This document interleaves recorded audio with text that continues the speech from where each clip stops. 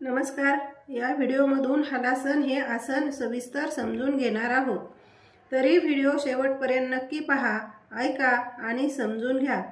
हलासन म्हणजे या आसनाला हलासन असे नाव आहे, कारण हल म्हणजे नांगर होय।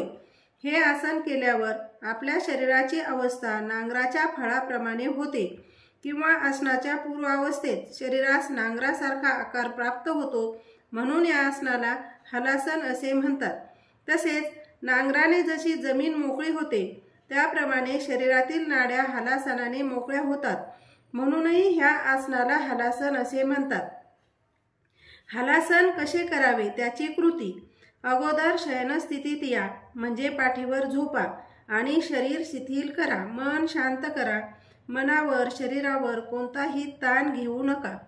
आता दोन्ही पाय सरळ सावकाश वर घेऊन श्वास घेत सावकाश द्विपाद उत्तानपाद आसनात या। आता श्वास सोडत कमर वर उचलून पाय डोक्याच्या दिशेने मागे घ्या।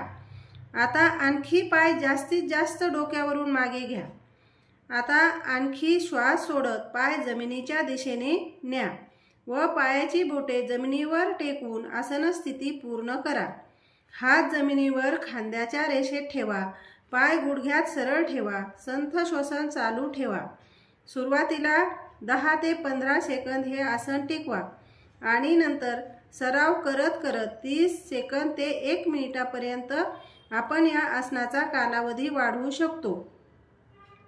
आसन स्थिती कशी सोडावी, तर आसन स्थिती सोडताना अगोदर सावकाश श्वास घेत पाय जमिनीपासून वर उचलून जमिनीला समांतर करा। आणखी श्वास घेत सावकाश व नियंत्रितपणे पाठ व कमर एक एक मणका ढिला सोडत खाली जमिनीवर टेकवा। आता श्वास सोडत दोन्ही पाय सावकाश जमिनीवर ठेवा, पाय आपटू देऊ नका। हलासनाचे फायदे। कमरेच्या सांध्यावर येणारा आत्यंतिक ताण हे या आसनाचे मुख्य वैशिष्ट्य आहे। मेरुदंड पाठीचे स्नायू चांगले ताणले जातात, रक्ताभिसरण चांगले होते, उंची वाढण्यास उपयुक्त असे हे हलासन आहे। हे आसन केल्याने पाठीचा कणा लवचिक होतो, पोटाची घडी होते, पायावर दाब येतो व पोटावरील चरबी कमी होते।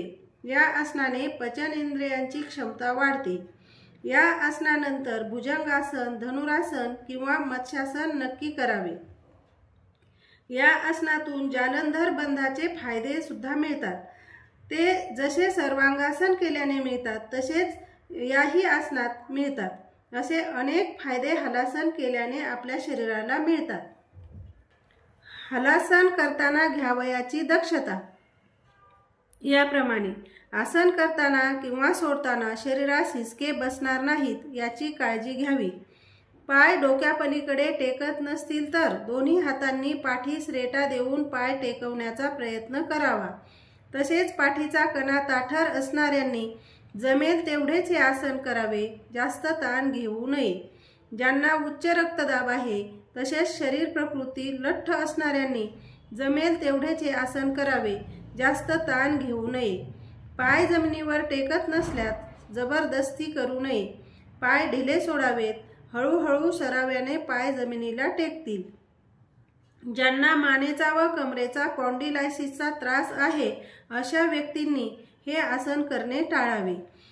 तरी आपल्याला माझा हा व्हिडिओ नक्की आवडला असेल अशी माझी खात्री आहे आणि जर व्हिडिओ आवडला असेल तर लाईक करा, शेअर करा आणि चॅनलला सबस्क्राईब नक्की करा।